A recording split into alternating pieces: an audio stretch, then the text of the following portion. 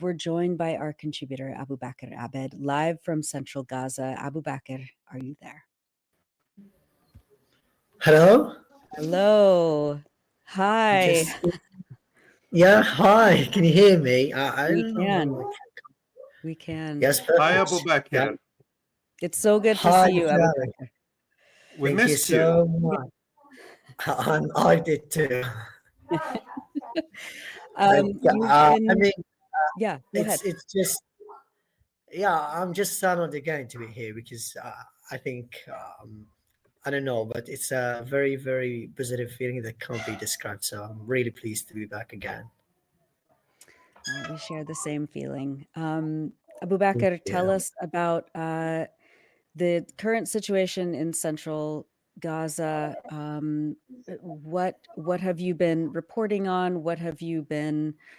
What is your daily life like these days? I know that you've been posting a lot about the access to food, the meager amounts of flour that that you and your family and your neighbors and community have been able to bake with, but it's substandard to say the least in quality. How are people living right now in Gaza?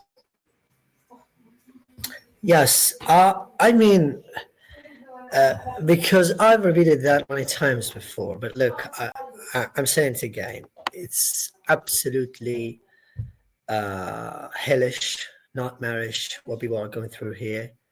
There's no way to cope with the current situation, and if we talk about the bombings, this has been repeated. This has been the norm because, like, I was at the hospital just an hour ago, and just 3 people were transferred from an attack on a school in Nusayr refugee camp to the Al-Aqsa Hospital, and that included one child. And you could see just people wailing over the bodies of their loved ones, mothers crying in pain after losing their entire families, and children are left alone just because they have become orphaned. Because, as far as I'm concerned, there has been a new stat stated by the Gaza Health Ministry that there are more than 3,000 newly orphaned children since the outbreak of the war. And people have been asking about them. How do this category of children is spending their life under the current war? So they don't have anything to left alone on the streets. Organizations cannot deal with them. So it's a very miserable situation. And if we talk about the famine, there is nothing like that has changed, unfortunately, since last time I talked to you. Because, like, what I've been hearing, and on a personal level, which is of course the same, is that people here say, like, I heard a murder. I posted something on Twitter yesterday that my neighbor's a child who's died next to me, keeps screaming in pain and in hunger for his mother during the late hours of the night, and he keeps asking her for food and to feed him in any way, and she just, like, keeps saying that, okay, I will tomorrow bring you, I will tomorrow bring you, I will tomorrow bring you, and it keeps going like this without any. And when the next day comes, and he reminds her mother that, you said you would feed me, but then she didn't have anything. So it's incredibly harsh, especially when it comes to other people. Like, I've been walking through, like, in the streets now, today, and some women, mothers, they were speaking to each other that we didn't have any bite of food. We haven't had any bite of food since yesterday's night. So spending 24 hours without a bite of food is cannot be really described in any words. And even because we've been talking about the looting of aid and the hijacking that has been happening, I saw Dr. Ali posting about that, and yes, you can see. And then from where do these people can get food, can access medicine or other medical or other supplies? I mean, there is nothing I can really say, because, yeah, that's it. Just like bug-infested flour, and this bug-infested flour is now very expensive. So that doesn't mean it is bug-infested, it's not expensive, or it is it's overpriced. No. If you want just a handful of this flour, of this bug-infested flour, you need to pay at least $10, at least, for just a handful. That is less than half a kilogram. And if you want to buy what, like, there have been some sorts of vegetables that have been allowed to enter the strip, but if you want to buy like one onion or one eggplant, you need to pay $4 for one, only one. So, and if you want the rotten vegetables, or the of course there are no fruits, there's no meat, there's no fish, there is no, there are no, all these other things are not, yeah, are not available, I mean. But this particular type of vegetables, like, they are rotten food, they are rotten vegetables, and they are very, very overpriced, and you need to pay unimaginable sums just to afford to get one onion, one eggplant. And this is the situation. So people don't have anything, even aid. It doesn't make any sense. Abubaker, talk to us about aid. From what you see and what your neighbors see, what you see in your community, are there any organized aid efforts present? And I include in that UNRWA or other organizations. Is anything reaching people? No, no, at all. Because, yeah, I've just talked about to you about that. That those mothers were talking about, like, there has been no aid reaching us. There is no aid. There is even no canned food. I swear we haven't eaten anything since yesterday's night, etc., etc. So people don't receive aid. Like my family, my neighbors, all the same thing. Because when I talked to you last time, and I said that I spent many hours in the night sitting with myself, thinking about whether I was in another country or something, that I would have everything. I really meant it. I really meant it, because we didn't have, and we still don't have anything just to eat, and just to, like, to resist to live. Because even if you have all types of food, actually, because we want to remind people that our aim is not to aid in the end. We need an end to this war. So even if we have all types of food, actually, I'm gonna ask, like, you a question: is it really good, or is it really enjoyable to eat the best, the most favorite bite of food ever, while you are under constant Israeli bombings? No, of course no. So it's a very complex feeling. It's a feeling that no one can describe, and people are still being subjected to sheer violence, to sheer brutality every single day. I can't sleep the nights, to be honest. People just, like, get up and sleep. Their stomachs are empty, or completely empty. They only had, some loaves of bread, and now one loaf of bread costs $1. One loaf of bread, again, costs $1. So how can people really cope with this situation? If we talk about the humanitarian organizations, I said it back in April with you, Dr. Ali and Nora, and I'm saying it again, that those humanitarian organizations are not operating well on the ground, and they are responsible for the starvation, the forced starvation that is spreading all across Gaza, because they're not sincere with their work, and there is a lot of manipulation in their work when it comes to distributing aid, etc. And let me tell you something, that some of the gangs have direct cooperation and direct coordination with some members of the humanitarian organizations that are working on the ground, in terms of looting aid and hijacking aid trucks and lorries. And I've been aware of that. I've been speaking to people from UNRWA and other humanitarian organizations, and they have really told me that some of our members are behind all that is happening right now across Gaza. So you can see that we are just pressed by, in every aspect, by all people. We are facing, we're facing death from every single direction. I want to focus on this issue of aid for a moment, Abubaker, because the New York, the Washington Post reported yesterday that actually on Monday, that as Gaza's hunger crisis worsens, organized gangs are stealing much of the aid Israel allows into the enclave, operating freely in areas controlled by the Israeli military, according to aid group officials, humanitarian workers, transport companies, and witnesses.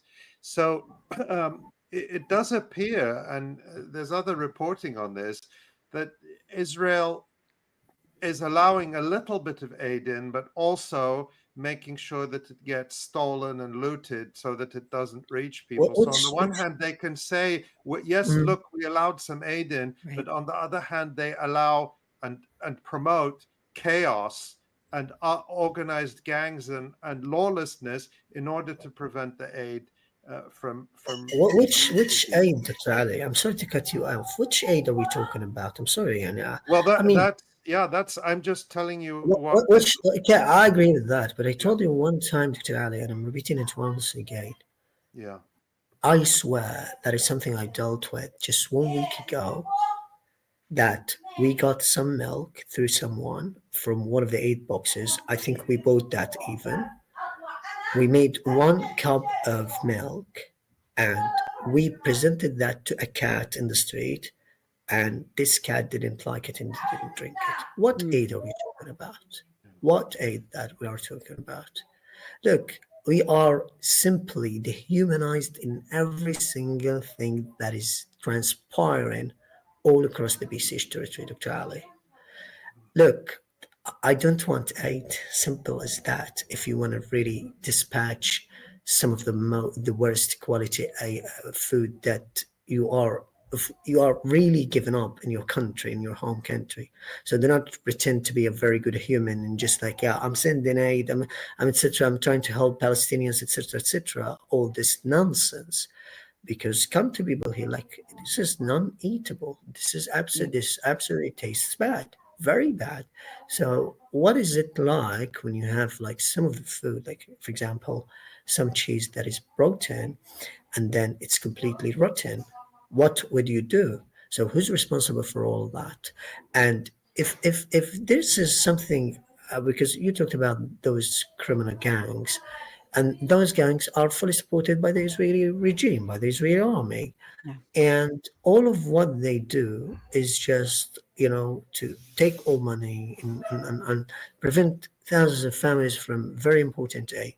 My neighbor has been asking many organizations about any sort of help because his wife is going to give birth in the next 2 days.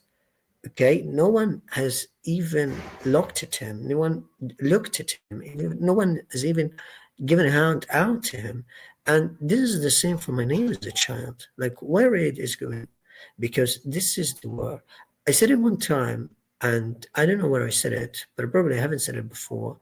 But I'm going to tell you from here. I'm responsible for what I'm saying, that some spies are sent through the humanitarian convoys into Gaza.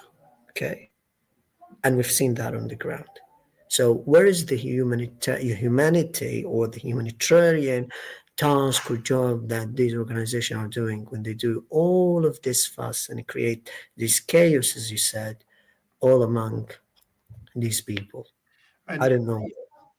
Abubaker, you make a very important point, which is that, and this has always been the case for many, many years, since before you were born, of trying to reduce the Palestinian cause to simply a charitable issue, that people need more food. Of course, people need food and they have the right to food, but that's not the Palestinian cause. Rather, the deliberate starvation by Israel is one of the deliberate tactics, the atrocities that Israel is using with its accomplices in Washington and Brussels and some regional capitals, unfortunately, to try to starve the Palestinian people into submission.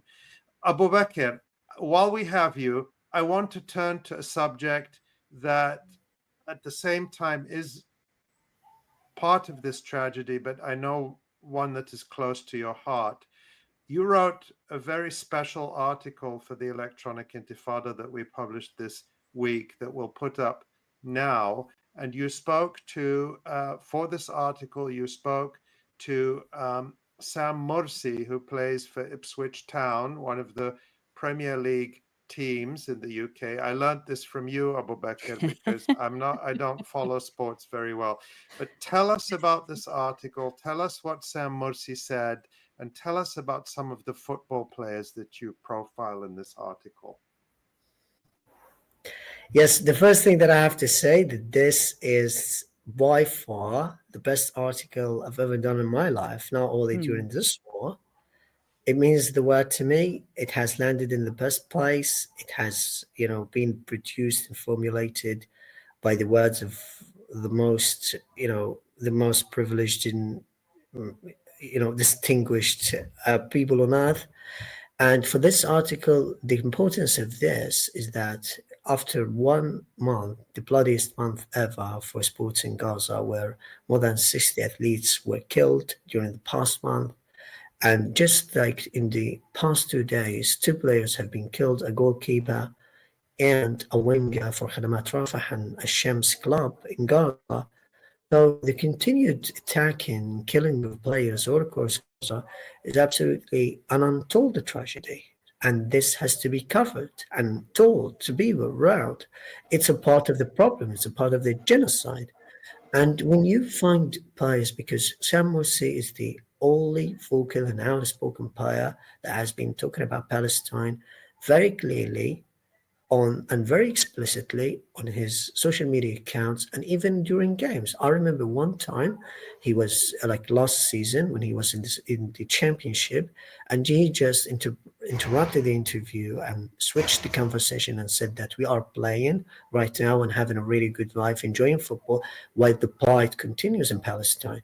When you have these people in different aspects of life, in different sectors of life, that they are defending you, that they are behind you, then you feel that you are not alone. It gives you hope. And I said to you that in the end, our hope will not be dashed at all. We're going to give hope. We're going to see hope and breathe hope every time. We are very hopeful people. But when you see that these players in particular are behind you, and they are trying to support you in every form and in every means, then you feel the privilege that these especially those players are behind you when no one like them is talking. No player in the Premier League ever has spoken a word on Palestine. So he is really the only one, the only player, and he's a captain, so he's a very, very important player. He's the captain of the team. He's the only one that has spoken in Palestine. The only one. So this player will be a part of all this liberation that is going to come. And he's very much connected. And by the way, he talks to me like sometimes, and he tries to learn the better of me. So I don't know, this means the word to me because, I'm in the end, I'm not a war correspondent. I'm a football journalist, but I'm obliged to do this sort of reporting right now. And I don't know, but everyone, even Nijum Sports, which is an organization that helps Muslim athletes all across the UK, and it has dealt with many players like Anwar Al-Ghazi, Asma Begovic, that they wanted to speak with me about this issue. They are having a message and trying to convey the message that whatever it costs, because if you don't know, raising any political messages in UK stadiums is banned, and a heavy fine will follow if someone does that. But what I know is that Sam Mursi doesn't care about that at all, doesn't care what about that, and he was very insistent. One of his friends told me that he was very insistent to show his support for Palestine, even if it meant or it means that he will lose his job and he will be fired from the club. So that can tell you how massive, how a legend of a player he is. And the same for the others, because we talked about another player. He's just a very young player, 18-year-old goalkeeper. He's trapped in Gaza. He's trying to maintain his fitness amid all these circumstances. So our players need hope. Our players need a chance because they deserve it in the end. But no one is looking because this is the hypocrisy and the supremacy of FIFA and the footballing community all across Gaza. This is their hypocrisy. This is their, these are their values and their principles. So it's a very sad thing. But at the same time, when you have these people, they mean the world to you. And it really does. I mean, I started following Sam Mursi and learning a bit more about him, and and I can see that he talks about Gaza almost every day. And that's so important because, you know, sport is enormous. Sport is bigger than politics. Absolutely. And the sheer hypocrisy of FIFA and UEFA, the two major football federations, which continue to be complicit in this genocide, to allow Israel to play. We're going to talk more about this later in the program. Allow football hooligans, Israeli hooligans and thugs to travel across Europe and cause chaos and havoc, and expressing no solidarity and no support for the dozens of Palestinian footballers and other athletes who have been murdered in this genocide. And you are among the few journalists who has kept a spotlight on No, unfortunately, Palestine. I'm sorry to cut you off. I'm sorry to cut you off, Sir Ali. No, unfortunately, and I feel very sorry for that, but I'm the only one all across Palestine, not only Gaza. And I feel Well, very, very hurt from inside. Then there are no journalists covering sports at all. And even when I talk to other journalists from around and everywhere, they didn't really care a whit about what I do, because this is, as I said, this is the sheer hypocrisy of the Western world in the end, and especially in terms of football. So what I do is the only thing I do, and the only one who does that. But I didn't know when it pays off. Unfortunately, FIFA is just ruled by Israel. That's what I can tell you. well, we're very grateful for it, Abubaker, and we're very proud that Thank you you. wrote this story and we published it, because it lifts us all up. It raises our heads. We're very proud of the work you're doing, Thank and you. I have learned a great deal from you. This is one of the pleasures of working with you. Is I learn much more from you than I'm able to give you, and I know that's true for many of our viewers and readers as well. Yeah, Exactly. thank you so much. And just like before winding up this conversation, there is like some sort of, some message that I want to share. It's been 411 days. This is something no one can even imagine. I don't know what's next. It keeps getting worse all across Gaza. We're very hopeful people again, but just believe it or not, that we might be the next target, us, other people everywhere. But it simply needs your actions right now. Protesting no longer works. Divesting, boycotting, because the United States is printing money for Israel and giving Israel all the rights and all, and it's made Israel cross all and exceed all the red lines. So I just want to say that it really needs your actions. People here, I can tell you that there are many hopeful people, if this is not the entirety of the strip. But believe me, it's been a lot. People here are just, cannot really understand what is going on and don't know what is next at all. Attacks continue, malnourishment and malnutrition and dehydration has just appeared again in Gaza's hospitals. That's what I've been seeing. And for me, I just want to say something, that 4 days later, I'm no longer 21, I'm 22. So I just want to say that I don't know what is next, but I don't want to keep celebrating my birthdays during all this, or amid this, barbarity inflicted upon us. So it's just about, from here, I hope my call will not be turned down, but I just want to tell you that we need more activists like Lizzie Greenwood, this British activist that has gone on a hunger strike since November the 1st. We need more people like her all across the globe. And I'm calling you from here. I'm calling on every one of you from here to go on a global strike and to go on a hunger strike in solidarity with the people of Gaza. Other than that, I'm sorry to say it, but you are accepting the fact that this is still going on. And there is no way that this can really go on at all. Just believe me that people here are now beyond the breaking point. They are literally beyond the breaking point. So we want you to be with us. We see hope in you, but we're now at a time where, I mean, there's nothing. I mean, these are the most difficult times. I said it last time that this felt like a renewed version of the genocide, but these are the most difficult times we are going through. And never ever think about what is really going on, because this is what needs to be done. And I'm sending love and hope to every single one of you. I hope and I wish you all the best, and thank you so much for having me just one more time again. Abubaker, everyone in the comments is sending their love and their gratitude and their happy birthday wishes to you. And, you know, I think all we want for you and for everyone in Gaza is, you know, for everyone to be able to celebrate their birthdays, you know, in a liberated Palestine. And, you know, again, we are just so proud of the work that you continue to do. You know, I think we're all just we're always so moved, and we're always so worried about you. And Yeah. you know, so please do come back.